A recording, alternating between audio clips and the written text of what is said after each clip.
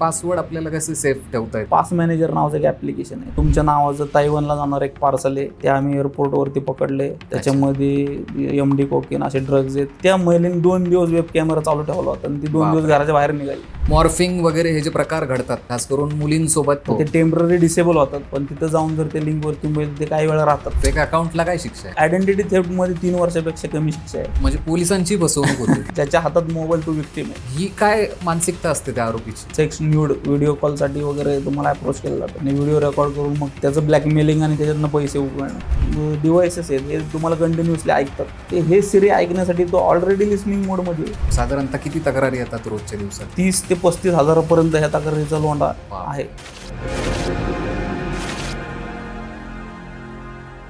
तुमच्या हातात जो फोन आहे सध्या तो सेफ आहे का?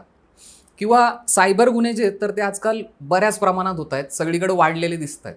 तर या सगळ्या वातावरणात आपण स्वतःची काळजी कशी घ्यायची, या डिजिटल जगात कसं वावरायचं आणि काय काय खबरदारी घ्यायची, या सगळ्या प्रश्नांची उत्तरं देण्यासाठी आज आपल्याकडे सायबर पोलीस कॉन्स्टेबल प्रसाद पोद्दार सर आलेत. त्यांच्याशी आपण पॉडकास्टमध्ये या सगळ्या विषयांवर चर्चा करणार आहोत. नमस्कार प्रसाद सर, लगावतीच्या पॉडकास्टमध्ये मी तुमचं खूप खूप स्वागत करतो. धन्यवाद.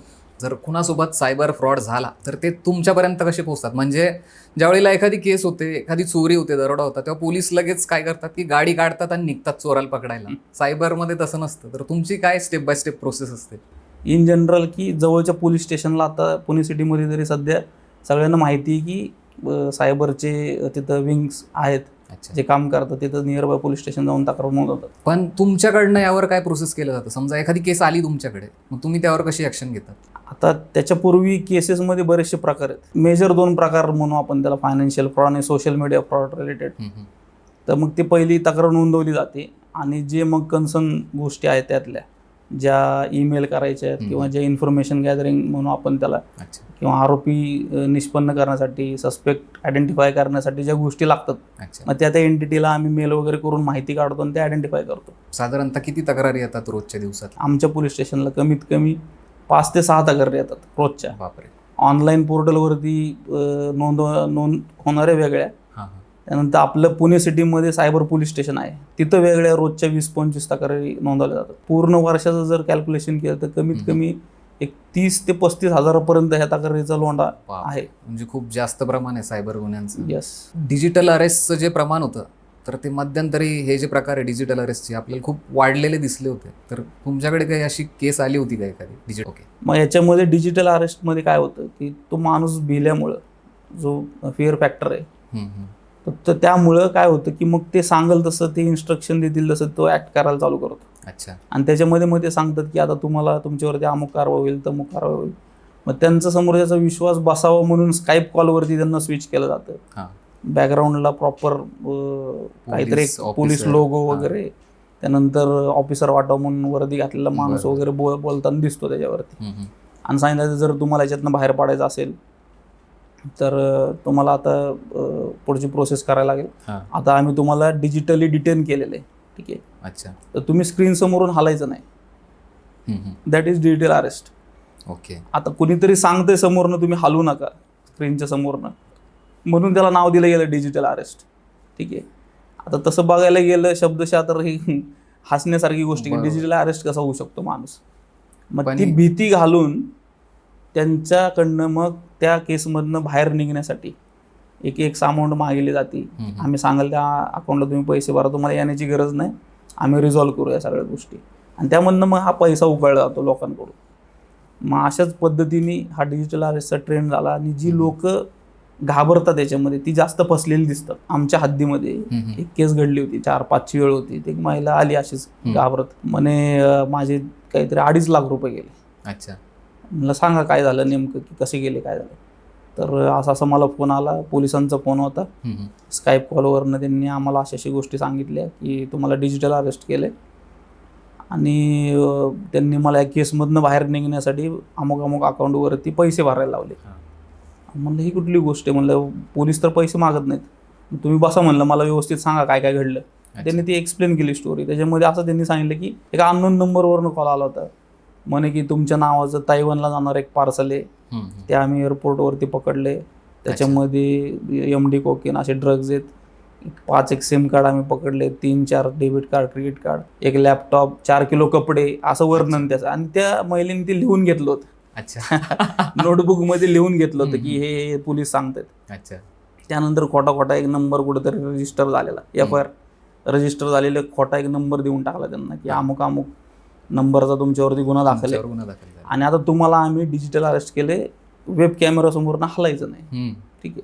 तर लिटरली सांगतो तुम्हाला की त्या महिलेने 2 दिवस वेब कॅमेरा चालू ठेवला होता आणि ती 2 दिवस घराच्या बाहेर निघाली नाही. 2 दिवस.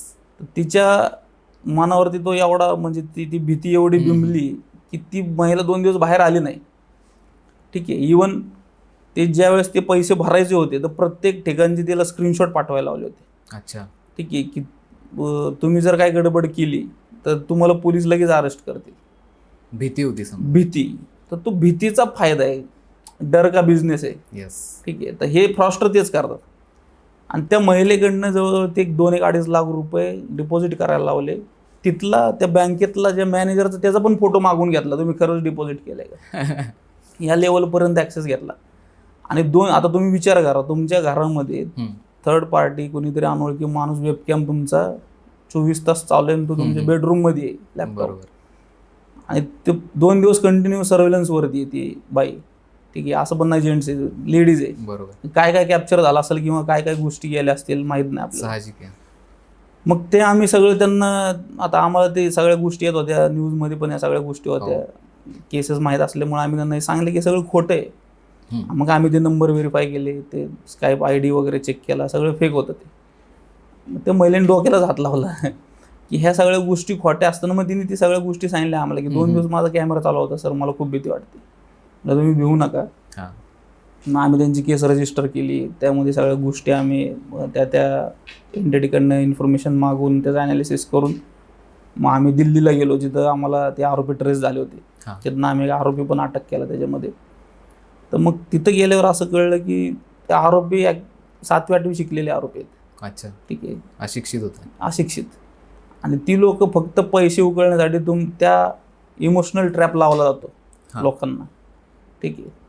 आणि त्या भीतीचं भांडवल किंवा लोभाचं भांडवल करून मग लोकांकडनं पैसा काढला जातो. ठीक आहे. किंवा एनी हाऊ त्या जे काही ट्रान्झॅक्शनचे ऑथोरायझेशन कोड आहेत ते घेतले जातात. तर डिजिटल अरेस्टमध्ये हा सगळा प्रकार आहे, फक्त भीती त्यांचं भांडवल आहे आणि हा डिजिटल अरेस्ट असं घडतो.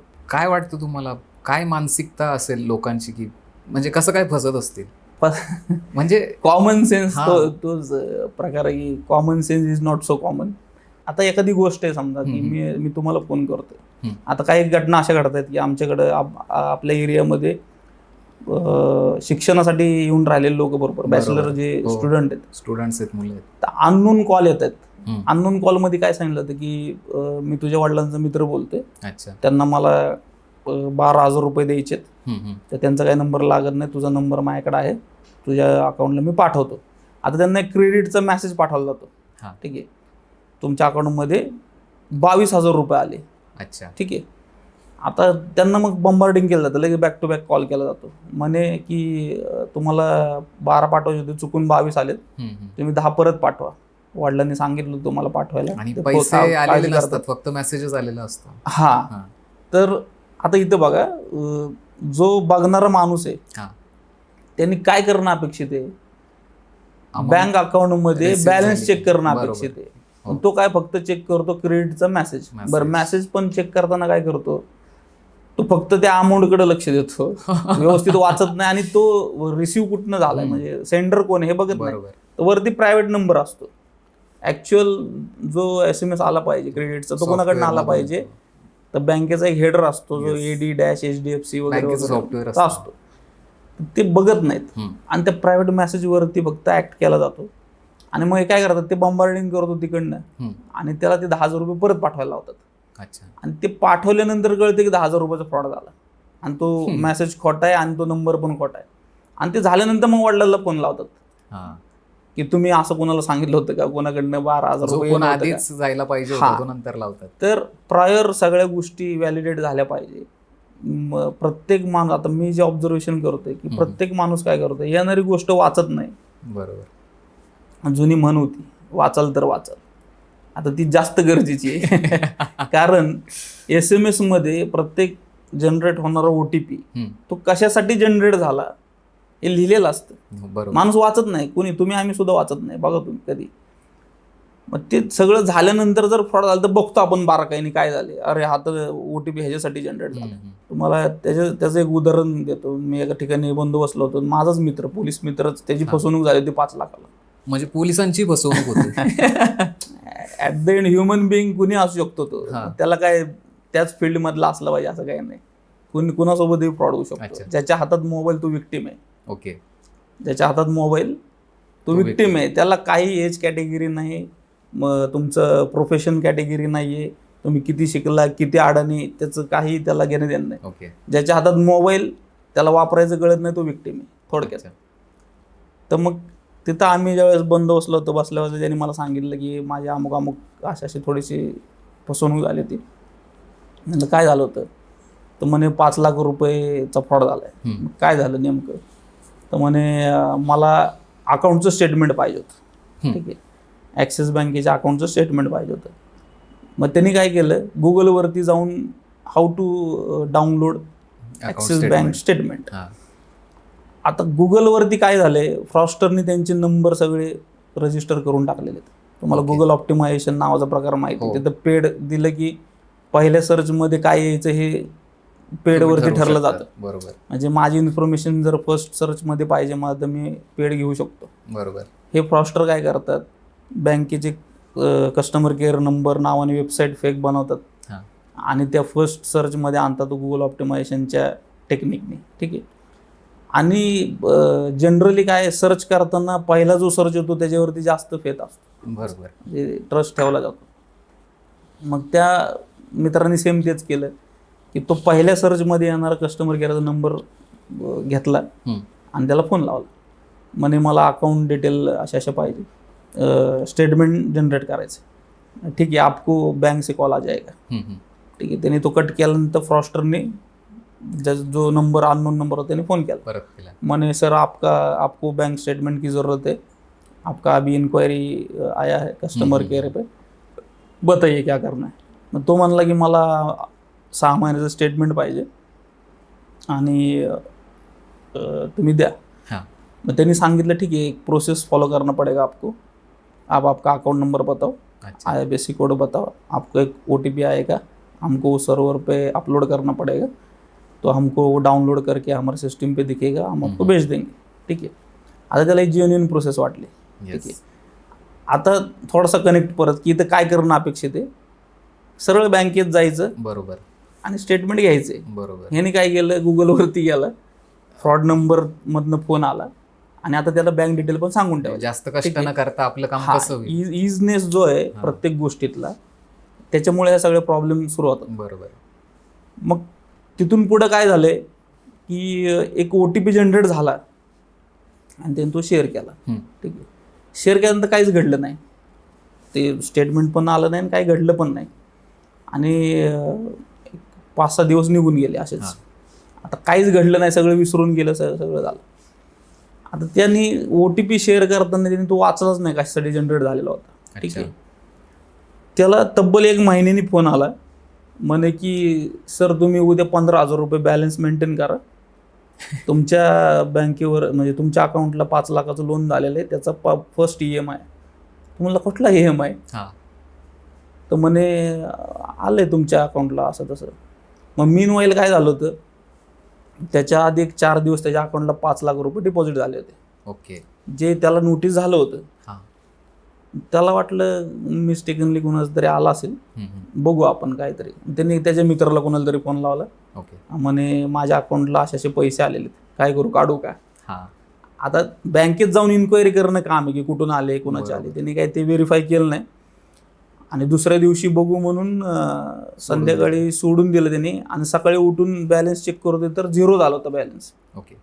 ठीक आहे. जे बेनिफिशरीला गेले होते ते पैसे, आता तिथं पण त्यांनी जाऊन चेक केलेलं नाही बँकेत की हे पैसे आले कुठून आणि गेले कुठे. ठीक आहे. बरोबर. आणि माझ्या कन्सेंटशिवाय ट्रान्झॅक्शन कसं काय झाले, तर त्याला वाटलं ठीक आहे आता आपलं तर काही नुकसान झालेलं नाही, आले आणि गेले काय सोडून द्या विषय. आणि 1 तारखेला ज्यावेळेस EMIचा फोन आला त्यावेळेस ह्याला क्लिक झालं की काहीतरी गडबड आहे. मग त्यांनी कंप्लेंट वगैरे केली ठीक आहे. हा. मग तिथं आम्ही ज्यावेळेस भेटलो त्यावेळेस ते डिस्कशनमध्ये त्यांनी मला ते सगळ्या गोष्टी सांगितल्या की असा असा सगळा फ्लो झाला. हा. मग मी त्याला म्हणलं बघू तुझा मोबाईल. मी त्याच्या बँकेच्या ॲप्लिकेशनमध्ये गेलो हा. आणि आपल्या ॲक्सिस बँकेच्या सेटिंगमध्ये तुम्हाला ईमेलचा एक ट्रॅकिंग मिळतो, ओके. तुमच्या ॲक्टिव्हिटीचा एक ट्रॅक मिळतो. हा. तर काय त्याच्यामध्ये activities केल्या? ईमेल चेंजचा एक ॲक्टिव्हिटी दिसली मला. ओके. ठीक आहे, ईमेल आय डी चेंजचा. आणि ज्यावेळेस त्यांनी ते स्टेटमेंटसाठी कॉल केला होता, तो जो OTP जनरेट झाला होता, मी त्या OTP पर्यंत पोहोचलो. अच्छा. आणि ते तो लिहिलं होतं की हा OTP ईमेल रजिस्ट्रेशनचा आहे, जो ओके. हा ईमेल आय डी तिथं स्विच झालाय, म्हणजे तो चेंज केला गेला. स्कॅमरने ईमेल आयडीच बदलून टाकला. हा. आता इथं झालंय काय, त्याचा जो रजिस्टर ईमेल आय डी होता तो हा. चेंज केला. बरोबर. नंबर तोच आहे, register email I D change केला. आता जो कुठला OTP जनरेट होणार आहे तो सायमल्टेनियसली कुठे जाणार आहे, मेलवर ईमेल आय डीला पण जाणार आहे. आणि तिथनं मग त्यांनी त्याच्या बँकिंग इन्फॉर्मेशनचा वापर करून लोन अप्रूव्ह करून घेतलं. ओके. तो OTP व्हेरीफाईड असतो, one time OTP Password. Verified, जो प्री अप्रूव्ड लोन वगैरे फोन येतात बघा आपल्याला, हो ना. की तुमच्या सिव्हिलच्या स्कोअरच्या रेशोमध्ये तुम्हाला तेवढं एक अमाऊंट तुम्हाला दिली जाते. आणि मग तो OTP email through sign up करून म्हणजे घेऊन त्यांनी ते 5 लाखाचं लोन केलं होतं बापरे. फ्रॉस्टरने. ठीक आहे. आता तिथं त्यांनी काय करणं अपेक्षित होतं की तो जो OTP आला होता, मी मागाशी जे सांगितलं तुम्हाला, हो. लोक वाचत नाही, वाचत नाही. तो OTP ईमेल चेंजिंगसाठीचा OTP होता. हे जर त्याने तेव्हाच तेच वाचलं वाचलं असतं तर लक्षात असतं, आलं अरे हा असतं. तर स्टेटमेंटसाठीचा OTP हो. नाहीये, तर तिथं तो फ्रॉड थांबला असता. हा बरोबर. अवेअरनेस फार महत्वाचा आहे. हम्म. ठीक आहे. आणि ह्याच्यामुळे फ्रॉड होतात. जो ब्लाइंडनेस आहे बरोबर. या सगळ्या गोष्टीतला, म्हणजे कॅज्युअल घेणं एखादी गोष्ट. कॅज्युअल घेणं, येस. किंवा मग जरी एखादी घटना घडली किंवा झालं तर ते तात्काळ त्याचा फॉलोअप घेऊन त्याची माहिती घेणं की काय घडलं ॲक्च्युअल, आपल्या ह्या गोष्टीमध्ये कुठल्या इन्फॉर्मेशनचा मिसयूज तर होणार नाही, ही गोष्ट बघितली पाहिजे. तर अशा पद्धतीने तो फ्रॉड झाला होता. मॉर्फिंग वगैरे हे जे प्रकार घडतात किंवा ब्लॅकमेलिंग असेल, खास करून मुलींसोबत जास्त घडतात हे प्रकार, तर यामध्ये ज्या वेळेला तुमच्याकडून कारवाई होते, सगळी केस सॉल्व्ह होते, तर हे जे डॉक्युमेंट्स असतात ऑनलाईन किंवा इंटरनेटवर पसरलेले कुठेतरी, त्यांचा ट्रेस राहतो का, की ते सगळे गायब केले जातात? त्यांच्या सर्व्हरवरती असतील. हां हां. तर आपण त्या पर्टिक्युलर सर्व्हिस प्रोव्हायडरला मेल करून त्या डिलिशनसाठी, टेकडाऊनसाठी आपण त्यांना इन्स्ट्रक्ट करतो. अच्छा. म्हणजे लॉ एन्फोर्समेंटकडनं तशी नोटीस जाते. आणि जे ओपन सोर्स म्हणजे आपण जे गुगल म्हणतो, असे जे सर्च इंजिन आहेत, काही वेळा ते थंबनेल क्रिएट होतात. अच्छा. मग ते टेम्पररी डिसेबल होतात, पण तिथं जाऊन जर त्या लिंकवर तुम्ही ते काही वेळा राहतात. ओके. मेजरली 99% हां. त्या निघून जातात निघतात पूर्ण पद्धतीने. हो. म्हणजे जर तुम्ही एकदा कंप्लेंट केली रजिस्टर, त्यानंतर तुमचा गुन्हा जर सॉल्व्ह झाला तर तुम्हाला निश्चिंत राहायची गरज येस आहे. Yes yes. काही अडचण नाही. ते जे लाईव्ह डेटा आहे तो निघून जातो, कारण आपण त्या एंटिटीला आयडेंटिफाय करून ते इन्स्ट्रक्शन देतो, त्या नोटीस देतो अच्छा. की तुम्ही हे इनअप्रोप्रिएट आहे ओके. आणि हे याच्यामुळे बदनामी होती, तर ते आपण काढून टाका, असं आपण नोटीस देतो. त्यामुळे ते निघून जातं. आता त्याचं जर स्प्रेडिंग जास्त असेल हां. तर बऱ्याच वेळा ते थंबनेल वगैरे ज्या क्रिएट होतात ओके. ते टेम्पररी राहतात काही वेळा. आणि जर तो डेटा व्हायरल होऊन कोणाच्या मोबाईलमध्ये वगैरे गेला असेल तर त्याला काही ऑप्शन? मोबाईलमध्ये गेला तर त्याला नाही काही ऑप्शन. म्हणजे व्हॉट्सअपचे जर मेसेज आपण हम्म. बघितले, समजा एखादी पोस्ट व्हायरल होती किंवा एखादी इमेज व्हायरल हां. होती आणि ती 1 to 1 गेलेली आहे, हो. तर त्याला काय असं मेकॅनिझम अद्यापपर्यंत नाही आहे की आता 1 to 1 जसं जर मी तुम्हाला एखादा चुकून मेसेज पाठवला बरोबर.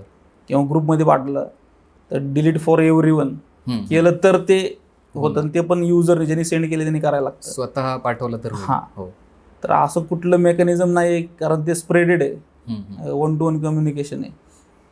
तर पर्टिक्युलर वेबसाईटवर जर होत असेल तर त्याला एक कंट्रोल आहे, सिंगल जो वेबसाईट ओनर आहे त्याच्याकडे कंट्रोल आहे. हो. आपण त्याला सांगतो ते काढून टाक, तर तो बॅकएंडने जाऊन ते सगळ्या गोष्टी काढतो आणि मग ते डिलीट होतं. ओके. पण व्हॉट्सअपवरती जर कुठली गोष्ट व्हायरल झाली तर त्याला स्टॉप नाही करू शकत आपण. जे गुन्हेगार असतात, खूप वेगवेगळ्या मानसिकतेचे गुन्हेगार असतात, पण सायबर पद्धतीने गुन्हा करायचा किंवा डिजिटल पद्धत वापरून आपण एखाद्याला फसवायचं, ही काय मानसिकता असते त्या आरोपीची? काय वाटतं त्याला?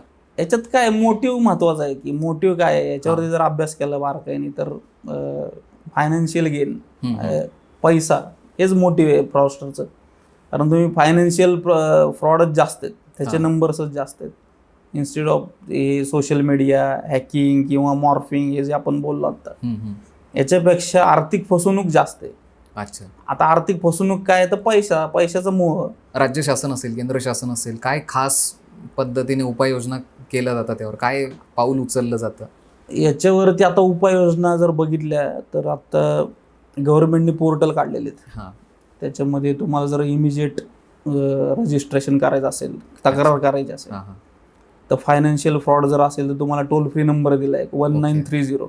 म्हणजे कुठेही न जाता आपण फोन लावून कुठेही लगेच न जाता तक्रार करू घरी शकतो. बसल्या बसल्या तुम्ही जर 1-2 मिनिटात जर कॉल केला हां हां. तर ते पैसे थांबण्याचे चान्सेस वाढतात किंवा ओके. ते फ्रीज होतात, रिफंड होण्याचे चान्सेस वाढतात. म्हणजे जितके लवकर तुम्ही केस कराल तेवढं येस, चांगलं. त्याला गोल्डन आर्म म्हणतो आम्ही, ओके. की तुम्ही जेवढ्या कमी वेळेत रिपोर्ट कराल तेवढ्या वेळेत तुमचं ते रिफंड होण्याचे चान्सेस वाढतात. तर त्यासाठी 1930 हा टोल फ्री नंबर आहे फायनान्शियल फ्रॉडसाठी. तिथं तुमचा कॉल घेऊन तुमचे झालेले ट्रान्झॅक्शन डिटेल विचारले जातात, काय घडले विचारलं जातं, त्याच्याप्रमाणे केस रजिस्टर केली जाते आणि तुमच्या नियरबाय पोलीस स्टेशनला ती पाठवली जाते. अच्छा. आणि त्याचा पूर्ण SMS ट्रॅक राहतो, त्याचा मेसेज पण येतो, ॲक्नॉलेजमेंट नंबर जनरेट होतो. ओके. आणि लोकांना सांगितलं जातं की तुम्ही तुमची कंप्लेंट या पोलीस स्टेशनला फॉरवर्ड केली आम्ही, ओके. ते जाऊन तुम्ही भेटा. ओके. इव्हन 4 दिवसांनी फोन पण करतात, काय झालं तुम्ही तिथं जाऊन Feedback बघा, घ्या. फीडबॅक घ्या. तर हे एक आहे. त्यानंतर वेबसाईट आहे cybercrime.gov.in. ओके. या वेबसाईटवरती रजिस्ट्रेशन करू शकतो. त्याच्यामध्ये तुम्ही मग हे थ्रेटनिंग असेल, मॉर्फिंग असेल, इतर सोशल मीडिया रिलेटेड असेल, तर तिथं त्या गोष्टी तुम्ही रजिस्टर करू शकता. हे 2 म्हणजे टोल फ्री नंबर आणि हां. ती वेबसाईट ही गव्हर्नमेंटनी MHA minister of home affairs यांनी सुरू केलेलं आहे. आता गेल्या 2 वर्षामध्ये हे पूर्ण सिस्टीम आता सुरू झालेली आहे. फेक अकाउंटला काय शिक्षा आहे? एक आयडेंटिटी थेफ्टमध्ये 3 वर्षापेक्षा कमी शिक्षा आहे. अच्छा. ज्याच्यामध्ये इम्प्रिझनमेंट पण जाते. आता ते किती सिव्हिअर आहे त्याच्यावरती डिपेंड करतं. ते सेक्शन एक्सप्लेन केलेले आहेत IT ॲक्टमध्ये, त्याप्रमाणे ते कारवाई होते त्याच्यावरती. सायबर फ्रॉड पासून वाचण्यासाठी नॉर्मली काय आपण पावलं उचलायला पाहिजे? नॉर्मल हॅकिंग किंवा फ्रॉड किंवा कुठलीही गोष्ट जोपर्यंत युजर रिस्पॉन्ड करत नाही त्या गोष्टीला, बरोबर, प्रतिसाद देत नाही, तोपर्यंत घडत नाही. इव्हन म्हणजे तुम्हाला एखादा अनोळखी कॉल आलाय, तुम्ही बँक अकाउंट जरी दिले तर ट्रान्झॅक्शन ऑथरायझेशन कशाने होणार आहे? तुमच्या OTP याच्याशिवाय होत नाही. हो, त्याला 2-3 प्रकार आहेत. OTP, युजर ID पासवर्ड, बरोबर, CVV. ते ऑथरायझेशन करणाऱ्या गोष्टी जर शेअर नाही झाल्या बरोबर. तर ट्रान्झॅक्शन होणार आहे, फसवणूक होणार नाही, जरी तुमचा डेटा लीक झाला तरी. ठीक आहे. किंवा तुमचे सोशल मीडिया अकाउंट हॅक कधी होणार आहेत? ज्यावेळेस तुम्ही कोड शेअर करणार आहे किंवा एखाद्या लिंकवरती क्लिक करून लॉग इन करणार आहे, बरोबर, किंवा 2 स्टेप व्हेरिफिकेशन तुमच्या अकाउंटला नाही आहे, सिक्युरिटी लेअर नाही आहे, तर ह्या 3-4 गोष्टी पर्यंत जायला किंवा त्या गोष्टी मॅनिप्युलेट करायला सुरुवात कुठून होते? इथून होते. बुद्धिबळ. इथं जर क्लिअर असेल तुमच्या गोष्टी की ती गोष्ट कशामुळे कॉम्प्रोमाइज होऊ शकते, याचा अवेअरनेस फर्स्ट आहे. आणि त्यानंतर मग तुमचे पासवर्ड्स, त्यानंतर सिक्युरिटी लेयर्स, त्याच्यामध्ये 2 स्टेप व्हेरिफिकेशन आहे, त्याच्यामध्ये तुम्ही नंबरवरती प्रॉम्प्ट घेऊ शकता, डिव्हाइस व्हेरिफिकेशन ठेवू शकता प्रत्येक गोष्टीला. तर ह्या 2-3 गोष्टी जर तुम्ही बारकाईने बघितल्या, त्याचे सिक्युरिटी ठेवली, तर फ्रॉड होणार नाही किंवा तुमच्यासोबत फसवणूक होणार नाही. तुम्हाला जर अननोन नंबरवरनं कॉल आला की मी अमुक पोलीस बोलते, तुमच्यावरती अशी कारवाई होणार आहे, ठीक आहे, करा म्हणायचं कारवाई, नोटीस पाठवा, आम्ही येतो, तुम्हाला कुठे यायचं तिथे येतो. म्हणजे जास्त करून आपण घाबरलो की अडकू आपण शकतो. घाबरलो तर अडकतो. बरोबर. आता हा सगळा प्रकार कशामुळे घडतो? तर भीती आणि लोभ, हो. ह्या 2च गोष्टी आहेत. ठीक आहे. भीतीच्या मध्ये काय आहे? तर तुम्हाला डिजिटल अरेस्ट, तुम्हाला अटकेची भीती दाखवली जाते म्हणून आणि पैसा काढला जातो. तर सेक्स्टॉर्शन नावाचा एक प्रकार आहे, हो, ज्याच्यामध्ये सोशल मीडियामधनं तुमचा सेक्स न्यूड व्हिडिओ कॉलसाठी वगैरे तुम्हाला अप्रोच केलं जातं. ओके. त्यातनं तुमचे व्हिडिओ रेकॉर्ड केले जातात आणि व्हिडिओ रेकॉर्ड करून मग त्याचं ब्लॅकमेलिंग आणि त्याच्यातनं पैसे उकळणं. त्याची केस ठीक आहे. एखादी तुम्ही पाहिली होती? त्याची केस आमच्या हद्दीत ती पण केस घडली, ज्याच्यामध्ये सुसाईड झालं होतं, एका मुलांनी सुसाईड केलं, बापरे. सुसाईडपर्यंत ती केस गेली. आणि त्याच्यामध्ये त्या मुलाला इन्स्टावरती हां. त्या अकाउंटने अप्रोच करून पायल शर्मा का पायल वर्मा नावाने असं काहीतरी ते अकाउंट होतं, फेक अकाउंट. Fake account. आणि मग तिथनं त्याचा व्हॉट्सअप नंबर एक्सचेंज करून तिथं व्हिडिओ कॉल केला गेला आणि म्हणे आपण न्यूड व्हिडिओ कॉल करू. ओके. आता ते एकांत साधला जातो. ठीक आहे. हो, मग रात्रीच्या वेळी तो कॉल केला गेला, हार्डली 30 सेकंद 1 मिनिटाचा कॉल असेल, समोरनं काहीतरी पॉर्नोग्राफिक कंटेंट रन केला जातो, ते काय ओरिजिनल काही नसतं तिथं. हो. आणि ते रन करून मग त्याचा जो काय त्याला कपडे काढायला सांगतात समोरच्याला. मग ते काय थोडा एक 30 सेकंद एक मिनिटाचा जो काही व्हिडिओ असेल तो कॅप्चर केला जातो आणि लगेच थ्रेडनिंग चालू करतात. ओके. की आम्ही तुझ्या कॉन्टॅक्टला पाठवू, तुझ्या फेसबुकवरती अपलोड करू, नाही तर मग पैसे दे. मग अशा सीनमध्ये आमच्याच आधीतल्या त्या याच्यामध्ये एका मुलाने काहीतरी फर्स्ट इयर का सेकंड इयरला होता. अच्छा. तर त्याला ते प्रेशरच मेंटेन झालं नाही. त्यांनी काहीतरी 4-5 हजार रुपये मित्रांकडनं घेऊन दिले आणि ते ज्यावेळेस ओव्हर एक्सिड झालं त्यांचं थ्रेटनिंग एकदम हे झालं की त्याला शेवटी यूट्यूबमधनं बोलतो म्हणून फोन आला, IPS विक्रम बोल रहा हूं यूट्यूब से. बापरे. आता तो त्या भीतीच्या झोनमध्ये असल्यामुळे त्याचा अजूनच विश्वास बसला त्याच्यावर. आता यूट्यूबमध्ये अशी कुठली पोस्ट आहे काय? यूट्यूबमध्ये अशा पोस्ट जर भरायला लागले तर कसं होईल? तर ही जनरल गोष्ट लक्षात येत नाही लोकांच्या, म्हणून प्रॉडक्ट. तो मुलगा घाबरला त्या झोनमध्ये असल्यामुळे आणि त्यांनी ते सुसाईड केलं होतं. ठीक आहे. तर फक्त कारण काय? भीतीमुळे. ठीक आहे. ही भीती आणि लोभमध्ये काय आहे? ग्रीड, की तुम्हाला इन्व्हेस्टमेंट एवढी इन्व्हेस्टमेंट करा, तुम्हाला 30%, 25 दिन में पैसा डबल. येस. अशी स्कीम दिली जाते लिटरली. ठीक आहे. फक्त ती प्रोफेशनल अँगलने दिली जाते की टास्क आहे तुम्हाला एवढा, तुम्ही एवढ्या दिवसात एवढा टास्क कंप्लीट केला की तुम्हाला एवढ्या पर्सेंटेजमध्ये तुम्हाला सूटबूट घालून लोक फसवणूक करतात. सूटबूट घालून फसवणूक करणे, बाकी काही नाही. तर याच्यामध्ये ते 2 फॅक्टर जे आहेत, फिअर आणि ग्रीड, या 2 गोष्टींवरती हा सगळा खेळ आणि लोकांच्या भावनेला टार्गेट केलं जातं. ओके. बरं, आजकाल सगळीकडे काय तर आपल्याला पासवर्ड टाकावं लागतात. 17 ठिकाणी आपण वेगवेगळे पासवर्ड टाकतो. तर हे पासवर्ड आपल्याला कसे सेफ ठेवता येतील आपले, किंवा काय करता येईल यावर? आता पास मॅनेजर नावाचं एक ॲप्लिकेशन आहे, त्याच्यामुळे तुम्ही सगळे पासवर्ड स्टोअर करू शकता. अच्छा. ठीक आहे. तर एक ॲप्लिकेशन असं ठेवायचं ज्याच्यामुळे सगळे पासवर्ड स्टोअर करू शकतो. पण ते सेफ आहे का? मास्टर सेफ आहे, ते पूर्ण सेफ आहे. सेफ आहे. आपले पासवर्ड आपण कोणाकडे तरी देतोय ना. पण ऑलरेडी तुम्ही ज्या प्लॅटफॉर्मवरती ठेवताय, ज्याच्यावरती अकाउंट काढताय, तिथं डेटा तर देतायच ना. अच्छा. पासवर्ड ठेवणं काय आणि म्हणजे काय, साध्या शब्दात सांगायचं झालं तर आपण भाड्याने हॉटेलमध्ये रूम घेतली आणि त्याची जी चावी आहे ती मॅनेजरपाशी ठेवतोय. मग तुम्ही विचारताय मला की ती चावी ठेवणं सेफ आहे का? हॉटेल त्याचंच आहे ना. अच्छा. नाही, पण मग आपला मिसयूज डेटाचा मिसयूजचा कसं आहे, आता हे मिसयूज तुम्हाला समजून सांगतो मी थोडंसं. ऑलरेडी तुम्ही सगळी इन्फॉर्मेशन देऊन बसलेलं. हो. आता मिसयूज होणार आहे का नाही? मिसयूज होतोय म्हणून सगळे फ्रॉड काढतात ॲक्च्युली. ठीक आहे. आता हे जे डिव्हाइसेस आहेत हे तुम्हाला कंटिन्युअसली ऐकतात. हो. ऐकतात म्हणजे काय, मायक्रोफोन 24 तास चालू असतो. ठीक आहे. आता तुम्ही जर त्याचे व्हॉइस असिस्टन्सचे जे ॲप्लिकेशन बघितले, सिरी, नंतर हे गुगल, ठीक आहे, त्यानंतर तुमचे काय म्हणू आपण त्याला, वेगवेगळे जे व्हॉइस असिस्टन्सचे डिव्हाइसेस आहेत, त्याला एक ते कसे ॲक्टिवेट होतात? आपणच केलेले असतात. नाही, म्हणजे प्रॉम्प्ट तुम्ही जे बोलतात त्याला तो ट्रिगर व्हायला.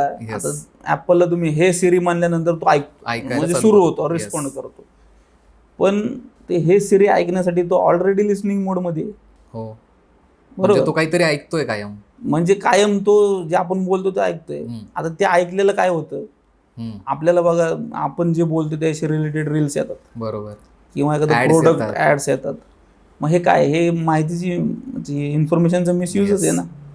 फक्त हा मिसयूज कसा असतो, हा कमर्शियल असतो. ओके. कमर्शियल अँगलनी तुम्हाला युजरला हार्म न होता मार्केटिंग पर्पजसाठी वापरला जातो. म्हणजे पॉलिसीज तशी ओके करून टाकलेल्या असतात. ओके कशी, ज्यावेळेस तुम्ही ॲप्लिकेशन डाउनलोड करा त्यावेळेस टिक मारलेला असतो. बरोबर. टर्म्स अँड कंडिशन कोणी वाचतं का? नाही. म्हणून मी पहिल्यांदा काही सांगितलं, वाचाल तर वाचाल. येस. मग त्या टर्म्स अँड कंडिशनमध्ये काय लिहिलेलं असतं की आम्ही तुमची कुठली इन्फॉर्मेशन घेणार आहे आणि आम्ही त्याच्यावरती काय प्रोसेस करणार आहे, त्याचा काय वापर करणार आहे, हे दिलेलं असतं त्यांनी डिक्लेरेशन ऑलरेडी. ओके. आपण त्याला न वाचता टिक करतो आणि इकडे म्हणत बसतो की आमचा डेटा कसा बाहेर चालला. तुम्हीच देताय, तुम्ही ज्या ज्या सर्व्हिस वापरताय तिथं तुमची इन्फॉर्मेशन ऑलरेडी तुम्ही देऊन बसलाय. तर नुसतं पासवर्ड सिक्युअर ठेवून उपयोग नाही. त्या टर्म्स अँड कंडिशन वाचून त्याला ते परमिशन द्यायची का नाही हे पहिले ठरवायला लागतं. अच्छा. ठीक आहे. आणि नंतर मग पासवर्डचा विचार करायला लागतो ॲक्च्युली. बरं, AI आल्यापासून काय तुम्हाला अशी गडबड जाणवली का? गुन्हे वाढले? AI मध्ये आता काय थोडंसं फ्रॉस्टरमध्ये सोफिस्टिकेटेड फ्रॉड यायला लागले. ओके. कसे जरा सांगाल का मला? आता पूर्वी कसं होतं की केबीसीचं तुम्हाला लॉटरी लागली, हा मग बरोबर. तुम्ही जर आता तुम्ही एक दोन काही हे पण बघितले असतील रील्स किंवा मीम्स मध्ये बघा, त्यांचं जे स्पेलिंग मिस्टेक असायच्या हो हो बरोबर. त्याच्यावरून आपण समजा अरे काहीतरी फ्रॉड Fake आहे आहे म्हणून समजायचं. आता हे काय करायला लागले, ड्राफ्टिंग म्हणा, ईमेल, आता ईमेल मध्ये जे फ्रॉड चालतात, ईमेल स्पूपिंग म्हणा, हो. किंवा ईमेल वरती काहीतरी कंटेंट पाठवून फ्रॉड करणं म्हणा, किंवा मेसेजिंग करणं म्हणा. तर हे कम्युनिकेशनचा जो पार्ट आहे तो AI मुळे, म्हणजे चॅट GPT वगैरे या सगळ्या गोष्टी, त्याचा वापर तिकडे करायला लागले लोक. ओके. म्हणजे सोफिस्टिकेटेड क्राईम मध्ये कन्व्हर्जन झालं या गोष्टींचं. म्हणजे जे आउटडेटेड होते ते परत इन झाले. हा AI, चॅट GPT या सगळ्या गोष्टी क्रिएट. आता तुम्ही बघा ऑनलाईन फेक स्क्रीनशॉट तयार करतात, हो असे पेमेंटचे, ठीक आहे, वेगवेगळे प्लॅटफॉर्म वेबसाईट तयार करतात, हो क्लोन करता येतात. मग आता हे चॅट जीपीटीवर तुम्ही नुसतं काय विचारलं, हाऊ टू क्लोन वेबसाईट, सहज धडाधड मिळतं माहिती बघा. देतं किंवा हो. त्याची प्रोसेस एक्सप्लेन करतं. खाली कोड मिळतो त्याचा. वेबसाईट पण हो. देतं, इव्हन कोड पण मिळतात. येस. पायथनचे कोड येतात, C++ येतात, तुम्हाला जे डेव्हलप करायचं त्याचा कोड येतो, हो किंवा ते कसं करायचं त्याची प्रोसेस येते. ह्या गोष्टींमध्ये त्याचा यूज व्हायला लागला. तर अशा पद्धतीने त्या गोष्टी सोफिस्टिकेटेड होऊन आता ते फ्रॉड व्हायचं चालू झाले. म्हणजे टास्क फ्रॉड म्हणा, डिजिटल अरेस्ट म्हणा, याच्यामध्ये जे कम्युनिकेशन आहे, मग स्काईपवरती बोलणं किंवा ईमेलमध्ये जे त्याची जी लँग्वेज आहे ती त्या AI मधनं आलेली दिसते. पोलीस कसा करतायत याचा वापर? पोलिसांना पण आता इन्व्हेस्टिगेशन अँगलला करू शकतो वापर. म्हणजे तुम्हाला ड्राफ्टिंग म्हणा, जे चांगल्या पद्धतीने ड्राफ्ट पाहिजे ओके तो ड्राफ्ट करू शकतो. किंवा AIचे बरेचसे टूल आहेत ज्याच्यामध्ये ॲनालिसिस देतं ते. म्हणजे एखाद्या गोष्टीचं ॲनालिसिस करायचं, स्केच वगैरे बनवायला, स्केच बनवायला, की एक रफ स्केच दिला आणि आयडेंटिफाय करायचं त्या गोष्टीला, तर तो एक ॲक्युरेट स्केच देऊ 3-4 मॉडेलमध्ये तो ॲक्युरसी आणून देतो. ओके. इमेज स्केचिंग वगैरे याच्यामध्येच AI मदत करतं. बरं, डीप फेकची एखादी केस आली होती का तुमच्याकडे? म्हणजे चेहरा मॉर्फ करून एखादा व्हिडिओ चेहरा मॉर्फिंगचं नव्हतं आमच्याकडे ऍक्च्युली. हा आमच्याकडे ते आता एक ऍप्लिकेशन आलंय बघा, तुम्हाला माहित असेल. ते 2 कॅरेक्टर आले की मिळून एकमेकांना हाक आलिंगन करून देतात, हाक किसिंगचा करतात. एक सीन जनरेट हो, होतो. हो, हाक करतात. त्याची एक केस आली होती, एक 9वीतल्या पोरांनी केलं होतं आमच्या इथं. की ऍक्च्युली ते डिलीट झालं लगेच माहितीतल्याच माणसाने केल्यामुळे. ते त्याची शेजारी मुलगी होती आणि काहीतरी सहज फोटो काढण्यासाठी म्हणून वर आले होते वाटतं ते. अच्छा. एकत्र 9वी-10वीचीच मुलं होती ती. आणि त्यांनी आता ते मजेत काढले त्यांनी पोरांनी फोटो शेजारी उभा राहून, आणि त्यांनी तो फोटो टाकून ते होते का बघायचं म्हणून टाकलं, स्टोरीला ठेवून टाकलं त्यांनी इंस्टाग्रामच्या. आणि ते लोकांना दिसताना वेगळं दिसायला लागलं. मग त्याची ती केस आली आमच्याकडे. मग ते असं केलं त्यांनी, तसं केलं. आणि ज्यावेळेस इन्व्हेस्टिगेट केलं तर ते कळलं की ते एक ऍप्लिकेशन वापरून तर हग आणि किसिंगचं हे केलं होतं, म्हणजे ते जनरेट केलं होतं. तर आता सध्या म्हणजे इनिशियल लेवलला ह्या गोष्टी म्हणजे फन म्हणून जे गोष्टी करायला जातात त्याचा पण असा मिसयूज होऊ शकतो. अजून तर सिरियस असा काही क्राईम आलेला नाही. आता ते मध्यंतरी याचं अभिनेत्री मंदानाचा एक फेक झाला, रश्मिकाचा व्हिडिओ, बरोबर. अशा पद्धतीने पुढे काही होऊ शकतं. त्याचा मिसयूज होणं फार अवघड आहे. आता याच्यामुळे आपण जे सोशल मीडियावरती गोष्टी अपलोड करतोय ती कितपत सिक्युअर राहतील कुणीच सांगू शकणार नाही. म्हणजे जर कुणी काय उचलून जर त्याचा मिसयूज केला, त्या फोटोचंच उदाहरण घ्या. आता AI मध्ये व्हिडिओमध्ये पण हे होते, व्हिडिओचा चेहरा काल का सकाळीच एक रील बघितली व्हिडिओची, मे बी असेल बी ती माझ्या मोबाईलमध्ये. विराट कोहली आणि कोणाच तरी ते असं बॅटने हवेत भांडणं करताना दाखवले.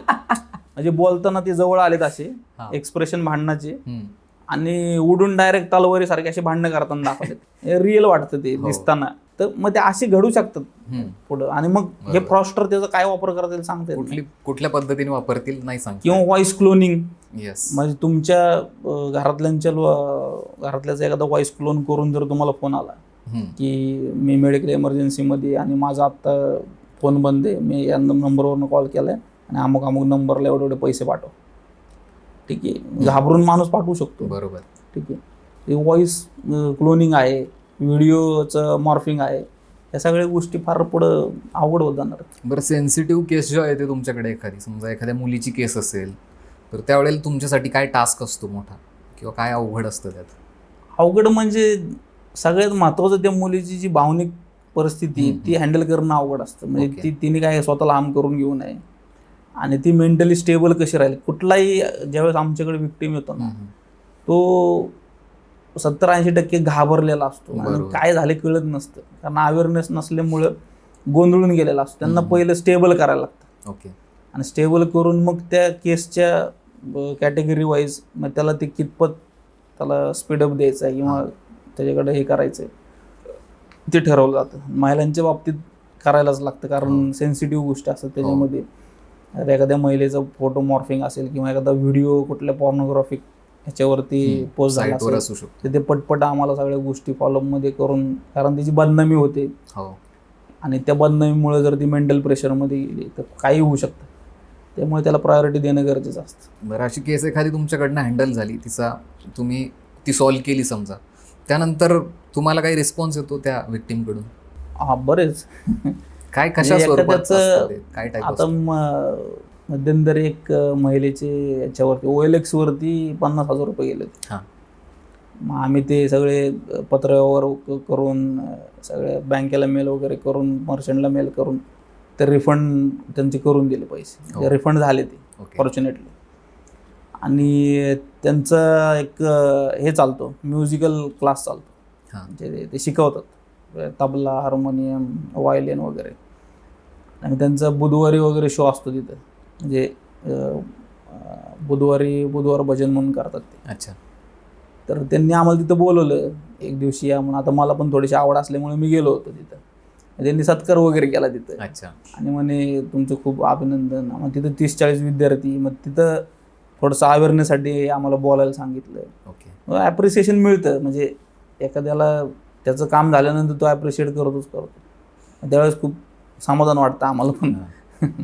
बरं, ऑनलाईन कधी कधी काय होतं की असे प्रकार घडतात की कुठं अश्लील कमेंट केली जाते, हे तर नॉर्मल आहे. पण समजा धमकीसारखा जो प्रकार असतो की मला याने ऑनलाईन धमकी दिली, तर पोलीस गांभीर्यानं घेतात काय प्रकार? म्हणजे काही केलं जातं का त्यावर पोलिसांकडून ॲक्शन, जर तक्रार आली तर? तक्रार आल्यावर करायलाच लागतं ना. अच्छा. धमकीचा असेल, थ्रेटनिंग असेल, त्याची सिव्हिरिटी किती आहे, त्याचं ग्राउंड काय आहे ते चेक केलं जातं.